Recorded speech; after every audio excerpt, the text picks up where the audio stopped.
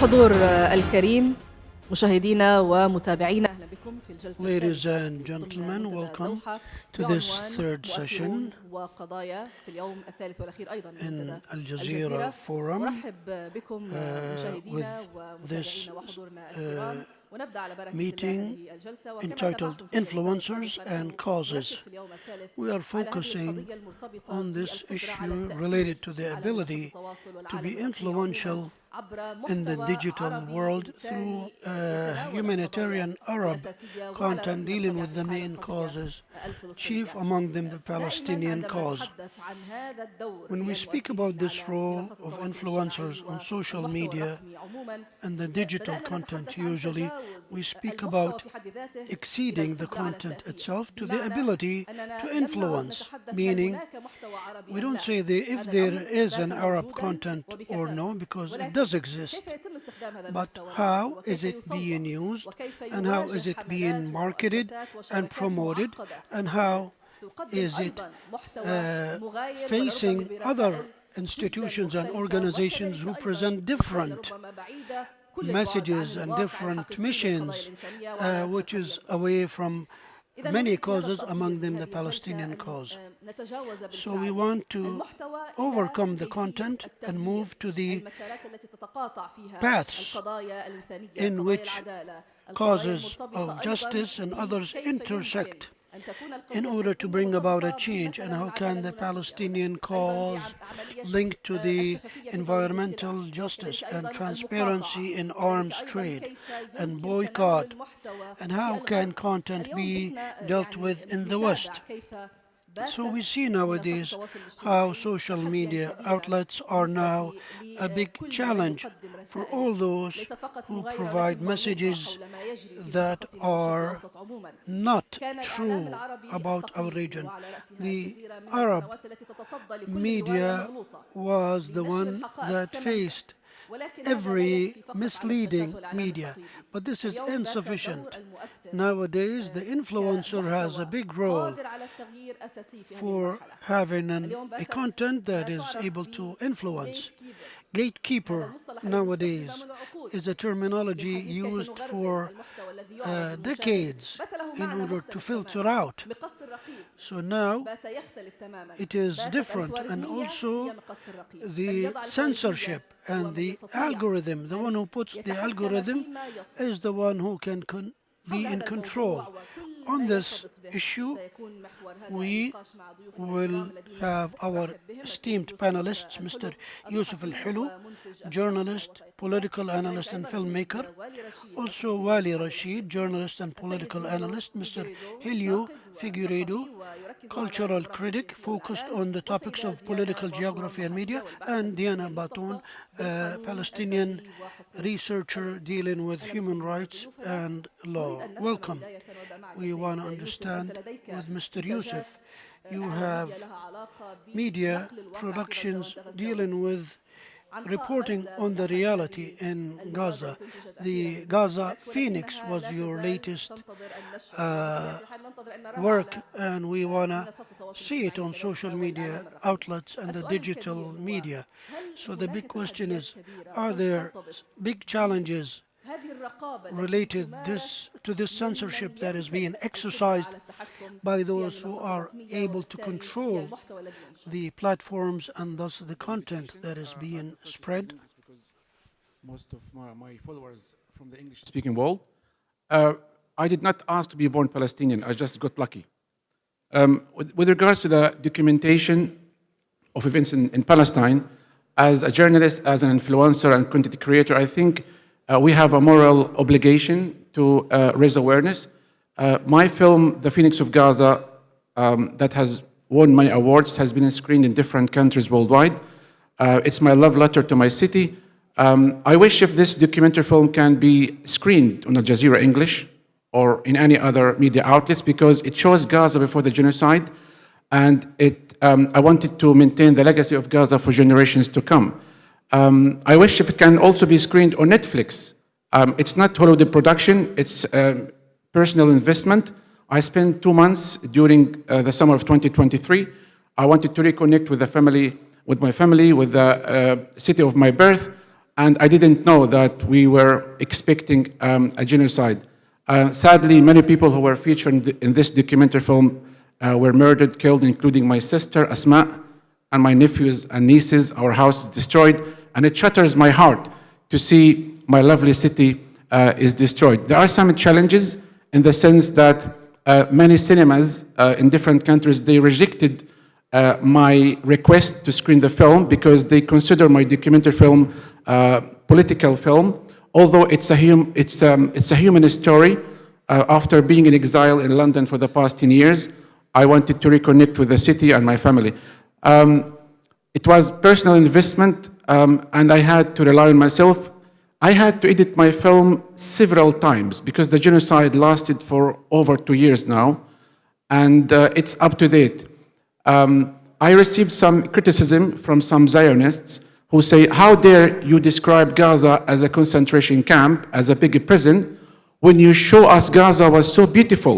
I said, Gaza has been always a concentration camp. It has been always the world's largest big prison, but we managed with our determination to beautify and decorate our prison. I was born in Gaza City. I attended United Nations schools, and I was chased by Israeli military jeeps in the early 90s, mid-90s. Being in London does not mean that I forgot about my city. I was reporting from the first hour of the genocide, and I continued to report in my capacity as a journalist. I appeared on international media outlets, on Al Jazeera, on BBC, Sky News. The challenge is also not only because I'm a Palestinian from Gaza, because we try to shift the narrative. Traditional media outlets no longer maintain the monopoly on the narrative. So in the rise of citizen journalism, digitalization, anybody with a smartphone can make an influence, can make an effect. So I try my best to influence people to talk about the root cause of the conflict in Palestine, the colonialism, the occupation. I tried also to influence young generations, pro-Palestine activists who are also joining our cause. I'm happy to see new faces all the time. Gaza has inspired the whole world. We are not superheroes, but we try our best to tell the world that we are normal human beings. Israel has been dehumanizing us, has been demonizing us.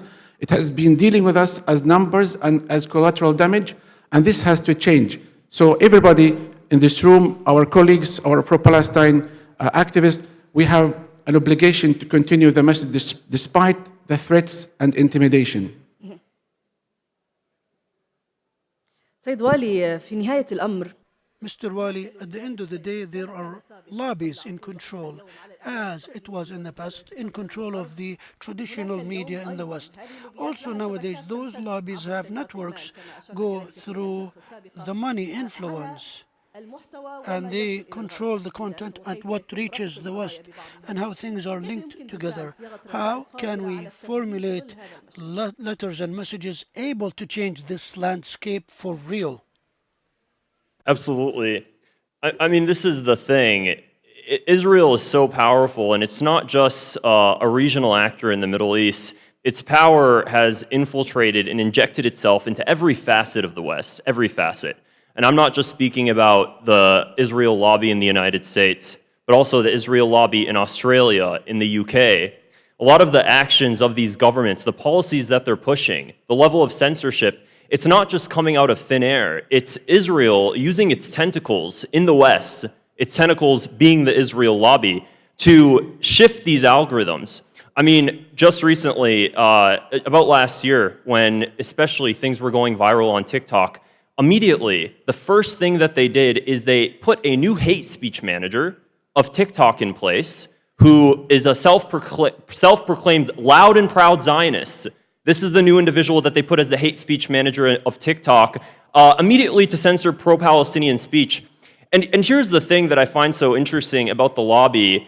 They state that their focus is to combat anti-Semitism. They keep talking about, we're doing this to combat anti-Semitism. We want to stop hate. I think me, just like everybody in this audience, doesn't want hate towards any group of people. Here's the thing. How come they never put an anti-Zionist Jewish person in these positions of power? Why does it always have to be a Zionist Jew? Why is it never an anti-Zionist? If the goal is to just combat hate, why does their political ideology matter when they put them in these positions of power? So when it comes to the Israel lobby influencing other aspects of government outside of social media, we see this continuously with legislation. The way that it impacts us is the level of censorship. One of the biggest pushes that's actually happening in Argentina right now as well, or already has happened, is the IRA definition of anti-Semitism. This is what I find so interesting with Israel, a country in the Middle East, a project in the Middle East actually is a better word to put it, has weaponized anti-Semitism to shut down criticism of its own policies. I don't know any other country, Qatar, Saudi Arabia, I've never heard these countries come out publicly and say, you know what, we're going to stop people talking about this because we think it's hateful, it hurts our feelings. Only Israel, for some reason, only Israel is allowed to shut down criticism and say, oh, it's anti-Semitic, you're hurting the feelings of our religion, you're hurting our people. And one of the ways they're doing this is with the IRA definition of anti-Semitism. They formulated their new definition of anti-Semitism, which includes criticism of Israel. So in the West, in Australia, they just recently passed legislation. If you compare the policies of Israel to Nazi Germany, that's considered anti-Semitic now. You're not allowed to do that. My family is in the occupied West Bank. I was born in the United States. I'm Palestinian, though. My family's in the occupied West Bank. The policies and what they experience is no different than what was experienced back then. The level of dehumanization. Palestinian villages are all in the valleys of the occupied West Bank. Israeli settlements are all in the hilltops. So they're not just looking down on us physically, they're looking down on us psychologically. They're looking down on us like we're scum. And they weaponize anti-Semitism so much that now in the West, in Australia, you can't even criticize Netanyahu in some aspects because if you do, it could be considered anti-Semitic. You can't criticize a government leader because now all of a sudden you're being hateful to their religion. And this is accepted. In Argentina, there was a left-wing politician in Argentina, and he spoke about the genocide happening in Palestine. This was happening last year. The Israel lobby of Argentina went after this man and sentenced him for 6 months in prison on criminal charges of hate speech for calling out a genocide, stating that it affects Jewish people. You can't say that because it's anti-Semitic. You're hurting the feelings of Jewish people. In what world, when some of the biggest supporters of Palestine are anti-Zionist Jews, we now have a lobby that's pretending to speak on behalf of Jewish people to stifle criticism? So one of the first things that we have to do, not just as Palestinians and the Arab world, but us collectively, is we have to nip this at the butt. We really have to stop this before we wake up one day and we recognize we don't have free speech at all. I mean, we're already starting to witness this. The way we do that is awareness, which I think the Palestinian cause has brought great global awareness already. And from that awareness, we then have to take action. We have to recognize what the Israel lobby plans to do in the future, and we have to act in a way to stop it before it gets too late. I think the IRA definition of anti-Semitism, if you're in the West, the IRA definition is now being implemented in countries in the Balkan countries. I believe Armenia recently, I heard they're now implementing this definition of anti-Semitism, where if you criticize Israel, you'll get charges of hate speech. So my concern here is especially IRA right now. That's what I've been reporting on recently, and we're seeing this implementation in the West. The Israel lobby is tentacles of the Israeli government. And because the truth is what Palestinians have on their side, Israel has built up a nation on lies, and it has to use its tentacles to shut down criticism of its country based on policies pretending, wearing the cloak of combating hate speech. So that's something I think we have to address immediately, and we are already working to great lengths to do that. Thank you. لا شك أن غزة كانت نقطة تحول. No doubt, Gaza was a transformation, and there was a tsunami of the different positions in the past and the years. So Israel now calls anti-Semitism with this vast theme, and it has used it to fight the truth. At the end of the day, there is a transformation. We are still in the beginning, but this transformation, Mr. Helio, how can it be put in terms of campaigns which could be influential and reformulate the algorithm that prevents and bans the word famine and freedom. So these have to be now misleading in order to pass through the content. What we can do collectively. عذرا منك سيد والي السؤال السيد. Sorry. The history of Palestine and the thing that we're seeing at this moment with the genocide ongoing is that it's not a new story.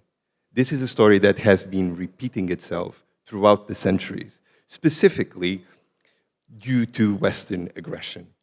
So it is very complicated to be able to explain to people that this is a cycle if you don't get them interested, not only on the issue that they're seeing in their screens at this moment, which is the violence, the perpetration of horrendous acts that gather people's emotions and push them into reacting in an emotional way and to show empathy, which is the first level that I think made the difference for the outrage that we see outpouring in the media and in normal people who never considered themselves politically. We need to be able to carve a path by showing that there is a direct connection between what's happening in Palestine, what's happening in countries like Sudan, what's happening in countries like the Democratic Republic of the Congo, and that this is a legacy that was established and that we can see cyclical throughout the whole of the expansion of the West in the world. And I think that is a pivotal way of making sure that we can not beat the algorithms, because the algorithms are very complicated to beat. At this moment, we have immense forces rallied against the creators that have, the content creators, the educators, the journalists, the lawyers, that have been for the last 2 years at the expense of their mental health, of their livelihoods, pushing out this narrative of what's happening on the ground. But a way to be able to continue doing that is to make sure that people understand that this is an old story. It's telling the story, for instance, of the exploitation of the Democratic Republic of the Congo by Belgium. It's to be able to say that story, to make people understand the resources that have been exploited from, for instance, from Africa in general, and to tag to that story what's happening in Palestine at this moment. It's to be able to tell the story of the deindustrialization of India during the 18th and the 19th century, on which the greatest, one of the richest countries in the world was basically stripped off the motor and engine of their wealth to just be able to transfer this to Europe, which is a peninsula of Asia that we have been convinced that is actually a continent that has none of the resources that it needs to be able to continue to progress when it comes to its technological revolution, its environmental revolution, and that takes all of that wealth from the global south. So I think we can't beat the algorithms, but we can use this opportunity to explain that there are more things that unite us than things that separate us. Because Palestine and the creation of the settler colonial entity of Israel is something that we can trace back to a specific form of European colonialism in the 19th century that treats everything as if it was the rolling out of civilization. And if we could start breaking this idea that what has been rolled out throughout the world, throughout all of the continents, was civilization, because it was not, it was barbarity. We get sold the idea of, which is a sentence that comes out again and again every time that we speak about Israel, which was that that Israelis turned Palestine from a desert into a garden. But it is a garden. Is it a garden for whom? And is it a sustainable garden? is it better than the interpretation that the indigenous people of the land, who were sustainable, who basically adjusted to the land rather than fighting against it and trying to impose on it a model that is just fit for Western Europe? We can use that to be able to try to at least pass the message that we are bound to show solidarity to each other in the cases, just in case that this is successful to break what's happening at this moment in Gaza.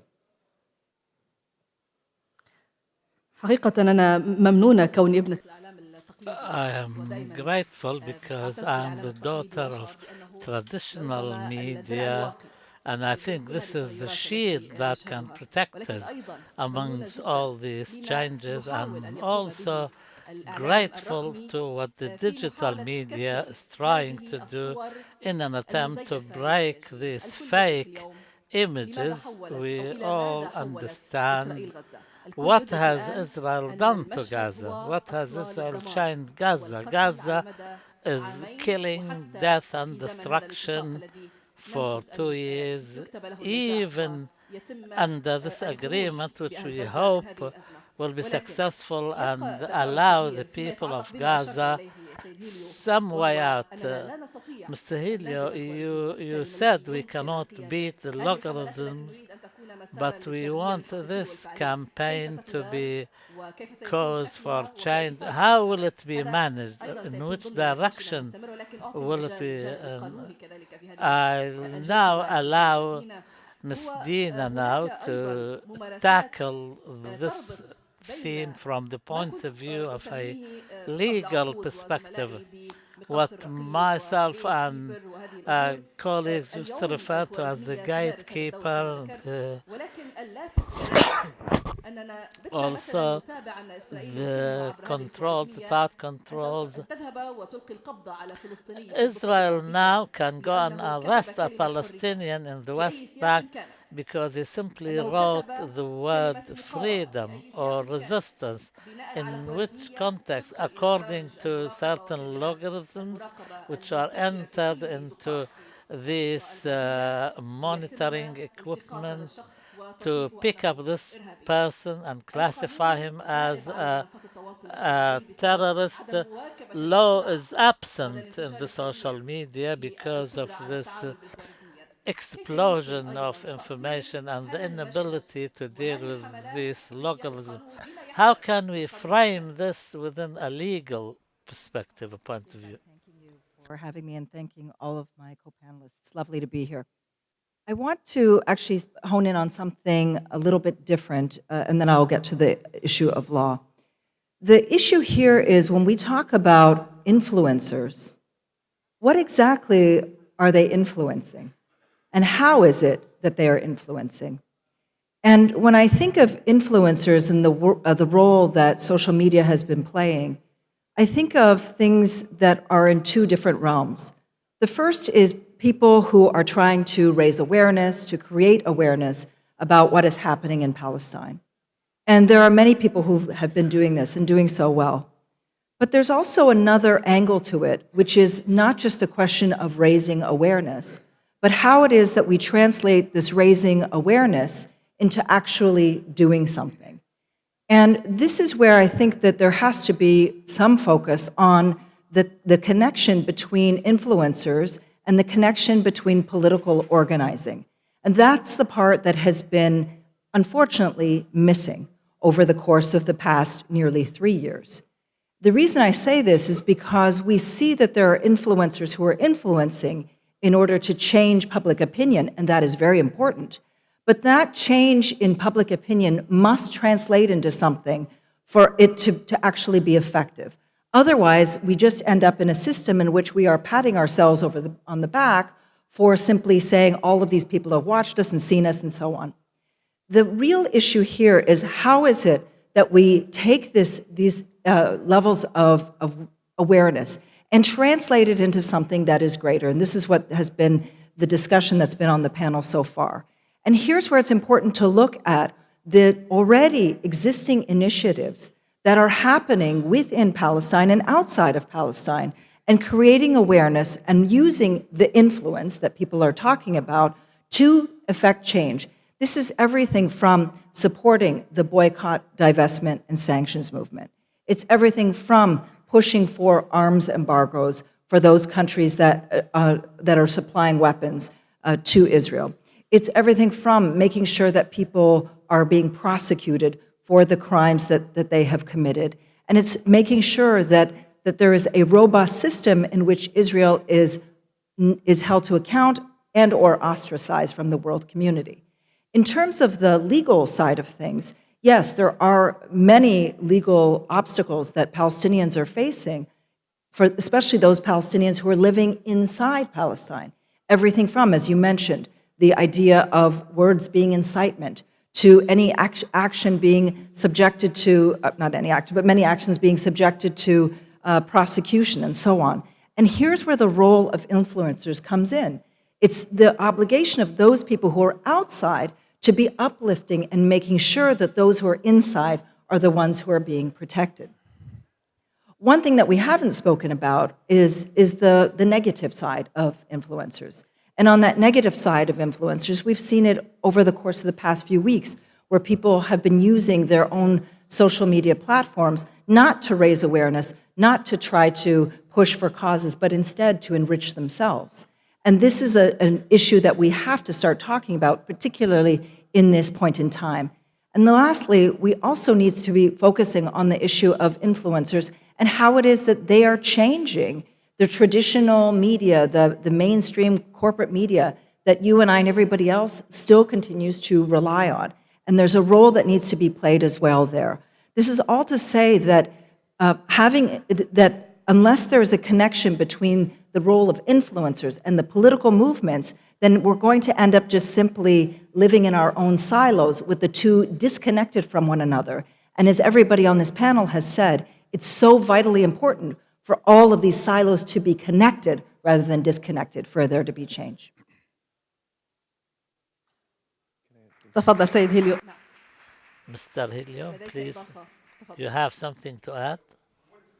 And really fascinating that is happening in the UK is this ecosystem that Amy was speaking about. There is a creation of an ecosystem that connects direct action, for instance, when it comes to Palestine Action, who has been prescribed as a terrorist organization, not because it is a terrorist organization per se, but because it attacks the very things that we're speaking about, like Elbit systems and the whole of the position of Israel and the UK as kind of linchpins of the military-industrial complex. And naturally, throughout these years of us as content creators, as educators, as journalists, as people online, educating and showing people the path to activism, starting from liking something on the internet to reposting something, all of those things that sometimes are considered performative.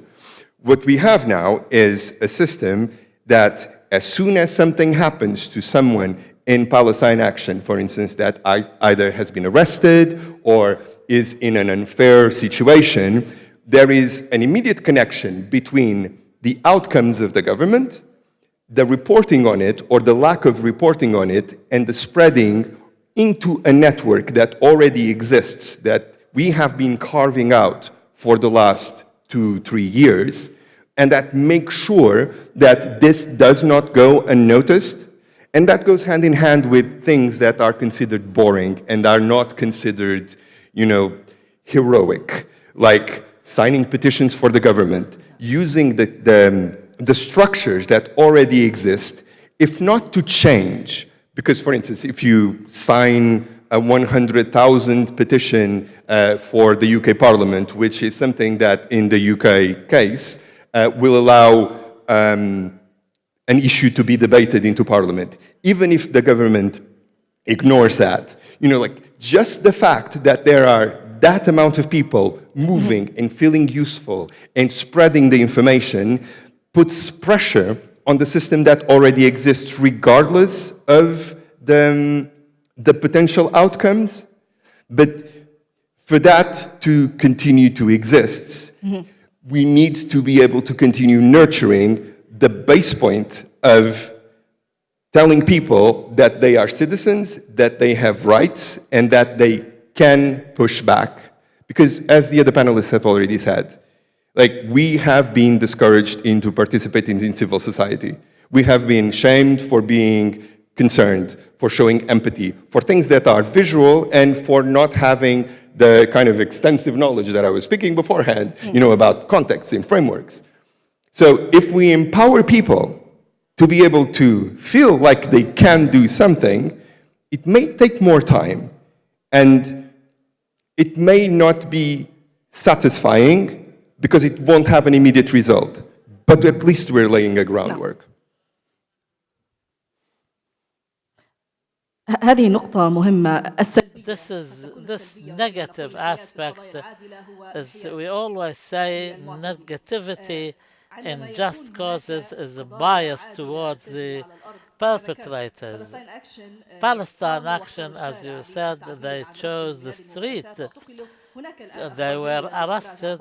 Now, there are good news that some of them will be released, but was there enough momentum on the social media in line and in parallel with what's happening on the street and what the coverage in the social media, and also the negativity which is related to subjectivity, how people use their platforms to search for likes, and who don't care much about what happens or the just causes. They can use it tomorrow, but today all what they want is to get as many likes as possible. Can we say that there are tools to pressurize that we can use? Maybe it can even force the influencers to engage for a higher objective, not just their own. And I think they have a duty also to inspire people, not only to raise awareness. And as we know, truth is the first victim of war, and there has been many attempts to silence the truth. So some of the journalists, activists, pro-Palestine justice, they feel that they have a duty to share those types of content if they really care about justice, if they care about the principles, the integrity, the credibility, if they consider themselves as people who have big following. As somebody whose account has been censored, suspended, my Instagram has been suspended for almost 5 months, and I had to appeal, I had to carry out online campaign. Originally I had only 40,000, now I've got over 1 million followers. And this is because I care. Although I'm away in London, holding a British passport also facilitates my travels, my participation in different forums. I used to post at least 30 posts a day, and I rarely slept. Being away in distance does not mean that I forgot about the noble cases. So Palestine Action activists, those who take part in demonstrations, for the past 2 years, I know some people who dedicate their time weekly. They take part in national, local demonstrations and national demonstrations. They did not give up. And also the local media in our countries, for example, in the UK where I live, the local media tried to discourage pro-justice from participating in showing solidarity, from distancing them from the noble cause, accusing Pal Action activists as terrorists, considering the organization as a terrorist organization. But we tell the media that, look, this is what you should cover. Why you are discouraging people from talking about the real issues, the use of intimidation. I was once interviewed by the BBC, and there was a Palestine map wrapped up with a kufiya, and it was recorded. And then later on, I was frustrated to know that the editors of that media outlet, they had to crop the image in order to hide the Palestine map. There is censorship, there is lobby in Western countries in order to give more space to the Zionist story, the Zionist lobby, whereas we Palestinians, we have been oppressed for over 80 years. We are the indigenous people of Palestine, and we tell the world, look, no one is free until Palestinians are free. I didn't expect that people as far as the Caribbean, Maldives, they are following me because they care about the content that I share. I try to overcome the algorithm by using the correct captions in order to avoid having my account shut down again. I know I'm being followed, intelligence service, they follow influencers, but at the end of the day, we don't incite. We raise awareness and we educate people about real causes that matter.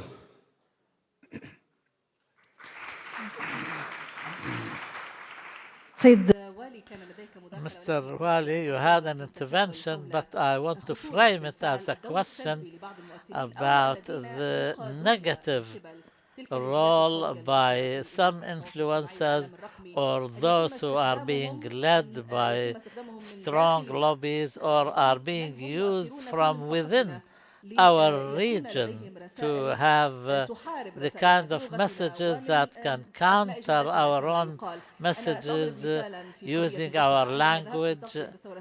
When I went to cover the Sudanese revolution in 2019, after 2 days of live broadcast, there was a campaign. Twitter at that time had an attempt to undermine what we were doing in the field. This was a vicious campaign. Everybody used to point at me and my crew, and the following day when we went there, we were attacked. We were attacked by a group which responded either to the impact of these voices who tried to distort what we're doing, or maybe they were paid to do so. So the linkage between reality and social media is a real thing. Mr. Wali, how can we not only find these tracks, paths, tools, but how can we counteract their ability to influence what we're doing in a negative way? The way I talk about these negative influencers, I call them the Israel mob. It's important to understand about Israel is that they work very in sync. It's unlike anything I've seen before. If you look at the way the government of Israel operates in tandem with these influencers, the network is unlike anything I've seen before with any other country, with any other people. They have groups where they put out mass misinformation campaigns together. Influencers on the Israel side with millions of followers together, they'll be like, okay guys, this is the time, let's lie about this. I mean, just yesterday, I was on X and I saw a video and by a Zionist influencer pretending that the video was from Gaza, showing a marketplace with a lot of food, seeing, look, this is not, there's no genocide in Gaza, look, there's a marketplace here. The video was from the occupied West Bank. They won, and they completely spread libel. There's so many other examples. Another important thing to actually mention is that these influencers, when they work together, I believe back in 2023, they started spreading propaganda that Hamas was using water pipes from Gaza, and they were using the water pipes to build bombs, and they're destroying the water pipes that the Palestinians were using for their drinkable water. That was never happening. The water pipes that Hamas was using was coming from Israeli settlements that were disbanded back in 2005. The influencers lied and said, look, they're hurting their own people by using the water pipes that the Palestinians are using, while they were using water pipes that the Israelis put in for their settlements that Hamas took out to make sure the Israelis would never be able to go back in and use their settlements. So there's a bastardization of the truth, honestly, is what it is. And the way we counter it as Palestinians and as people that support the cause is the one thing Israel will never have on their side is the truth. That is the one thing they'll never have on their side. And that is our greatest weapon, is just simply speaking the truth. On my social media specifically, we were talking about action. I worked with Biden's administration back a couple years ago now. Biden passed an executive order that would sanction settlers that are committing violence in the occupied West Bank. The occupied West Bank it's especially close to my heart. There's a lot of violent settlers in the occupied West Bank. My family's village is located to one of the most hostile settlements. They're called Yitzhar. And the founders of Yitzhar are actually the only U.S. designated terrorist group. The media doesn't like to talk about this, which is why as influencers we should talk about this stuff. There's only one terrorist group in the United States. That's a Jewish terrorist group. They're called Kahan Chai. And they're right next to my family's village in Burin. And people never knew about this before. So as influencers, when you hear the Israel mob go on talking about how Palestinians are terrorists, it's important that we tell them that terrorism originated from Zionists before Israel was even created. Terrorism is an Israeli concoction that is now being weaponized and being blamed on Palestinians. Another example of this that's really important, my whole thing is action, the way I operate and what I say on social media. In the West, it seems like Palestine has become a movement among that's more left-leaning. And it seems that a lot of the action is taking when the carnage in Gaza that we're witnessing, the people that tend to take action in different governments tends to be on the left, which is great. And I'm glad to see that. For me, what's important is to make Palestine a bipartisan issue. And the way you do that, and the way I do that with my platform, is you appeal to different people you appeal to them differently. And when it comes to the right, especially in America, I appeal to the conservative right because they might not necessarily want to support Palestine, but they don't like supporting Israel to where we have to fund our tax dollars, and conservatives don't like exporting their tax dollars overseas. So as influencers, we also have to show the conservative right that it's not beneficial for America when we're exporting our tax dollars, when we're fighting wars on behalf of the project in the Middle East. And while we have the Zionist mob, these Israeli influencers try to spread lies saying that Israel is a great ally of America, we have the truth on our side, and it's very important for us to appeal to both sides and let them know not only is Palestine a human rights issue, but it's also not good for America. It's not good for America to be exporting our tax dollars fighting Israel's wars. We have to combat this Zionist narrative that Israel is America's greatest ally, because what Israel is America's greatest liability. So, thank you. حقيقة الحوار شيق جدا ويحتاج ساعات ولكن سأطلب This is an interesting talk, but and this could go on for hours, but we want to be brief in the answers, Mr. Helio, regarding the inability to defeat the algorithms. What can be done?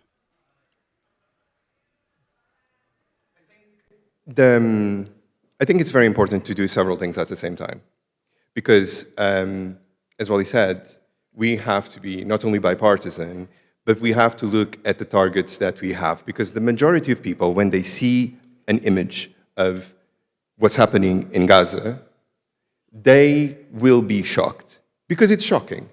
And if a person didn't grow up in the, like the insulated Zionist environment, they will be shocked at the horrors that we're seeing.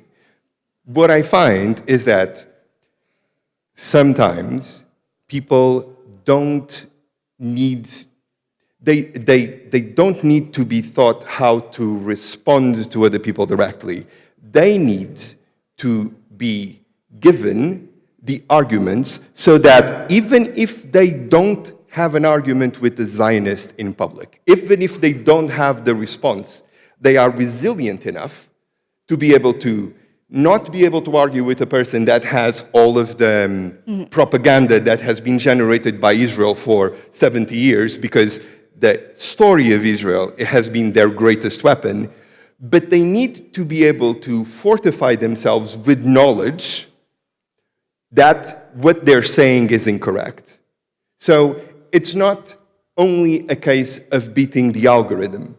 It's a case of making sure that people on the ground outside of Palestine have access to listening to Palestinian voices, which the people who have platforms at this moment can help by sharing those stories, but also by giving them enough information for them to be able to fight vocally, but silently at the same time, and to just not be swayed or not be cowed by the argument that has kept the Palestinian issue silenced, which is, this is really complicated. It's not. It's not complicated at all. سيدة دينا أيضا بشكل سريع Ms. Dina also, هل يمكن بالفعل quickly, بناء ائتلافات مستدامة can there بين be المؤثرين ومنظمات coalitions that are sustainable between the influencers and the organizations to supersede the individual narratives to what can be effective legislatively? And this means that many influencers could have a bigger role and more organized role. The way that you do that is you move away from this system of just responding to whatever the Israelis are doing. This has always been an Israeli tactic of trying to change the target, coming up with new talking points, have people's focus shift elsewhere. This is why we see the language that is being used as it's being used now, everything from ceasefire, which was never a term that anybody should have used, to the idea of a board of peace. There's no peace, there's no board, there's one person, to all of the ways in which the Israelis both use language and they change the targets. So the issue here is that we need to create these connections between the work that's being done on the ground and the work that people can do with their platforms to try to influence that. It shouldn't just be a question of responding to Israeli talking points day in and day out, because that's what the Israelis do. They just constantly are changing the goalposts. So this is where there is, I think, a little bit of a deficiency, where we need to get to a place where the work that's being done on the ground and around the world is actually matching more the work that influencers are trying to influence, rather than just responding to what the Israelis are saying. الآن اسمحوا لي ضيوفنا بأن نعطي المجال Allow us now to يود طرح تساؤلات عليكم allow the viewers to raise questions.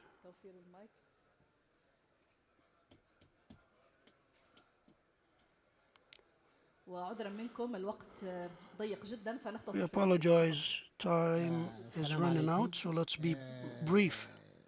أنا أتبنى البارادايم Peace be upon you. I adopt the paradigm لا تكون مثل هذا Fatin القضايا العادلة that such just causes should not be subject كما تفعل بعض النظم العربية. trade or commerce as some Arab regimes do in terms of political exploitation. So the question is, do you believe all terms of reference من مرجعيات مختلفة. بالنسبة لي قضية عقدية وحضارية بالأساس. are in agreement? There are those who are secular and those are on the left and right. Do you think the difference of all those terms of references enrich the cause, or is it just mobilizing the forces to support this just cause with those terms of references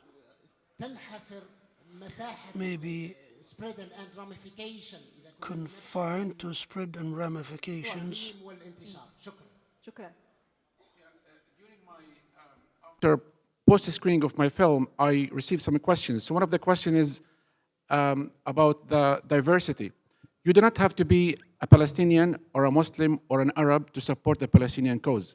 And we welcome the support from all walks of life, from all ethnicities, from LGBT communities, from whoever believes in the just cause, whoever believes that Palestinians must be free. We are not in a moment to divide the cause. We need to gather the energies behind this cause. We shouldn't really be distracted from some Zionists who try to divide us on the social media. So I believe that all attempts that are channeled in order to divide the Palestinians and the pro-Palestinians, it's our duty, our moral obligation to make sure that the support should come from all countries around the world. I'm surprised that some people online, they spend hours in order to defend themselves. I receive some criticism because I share some content from, for example, Saudi Arabia, from here, from there. I'm an independent person, and it's my platform. And if I believe in something right, then I will do it. But at the end of the day, we have to abide by the ethics, by the credibility, by the integrity. And we are learning from each other. No one is perfect. And also, we Palestinians, we are not superheroes. We have emotions. We can be broken. And we should support each other. We should learn from the experiences of people who have knowledge and experience. ناخذ مشاركة أخرى، تفضلي. السلام عليكم. وعليكم السلام. شكرا لكم. Thank you. سؤالي هو نعم My question is, الخوارزمية رقيب. algorithms هناك أحيانا الاحتيال الذي يجعل المحتوى يصل إلى rule, المشاهد. but وهناك تطرح قضية أخرى هي اعتياد المشهد. the issue of getting used to the scenery, تقصدين وليس الاحتيال. نعم التحايل deception, في وصول المحتوى فيصل في غالب الأحيان. yes. فكيف يواجه اليوم المؤثر The influencers nowadays, how do they face getting used to the scenes of killing, especially that the viewer today sees trends such as the Epstein files, which is now going viral. To whom is the question? To whoever wants to answer. Wali, go ahead. Absolutely a true fact about the normalization of carnage, seeing these photos and being normalized by it. And there's also the truth about the algorithms being changed in order to hide it. One of the main questions is how do we go about fixing this? This is probably the best way to go about it. Every single one of these companies, X, Instagram, everything that talks about hate speech and putting these new hate speech managers of TikTok, if we want to change the algorithm, we have to push these algorithms to put anti-Zionist Jews in places where Zionist Jews are the hate speech managers. That is the number one thing we have to do. TikTok, X, every single one of these platforms puts a Zionist Jew in charge of hate speech. We have to push collectively to put anti-Zionists in their place. I want to stop anti-Semitism just as much as everybody else. An anti-Zionist can do that. They don't need to be a Zionist. That's the first thing. When it comes to the normalization of the carnage in Gaza, what we also have to recognize is that as content creators, we have to ride the wave of what's popular at the time and make sure that we bring Palestine along with it. So with the Epstein files being released, I was consistently talking about the Epstein files, talking about Jeffrey Epstein's blatant Jewish supremacy. He was a Jewish supremacist who thought he was above everybody else because of his religion.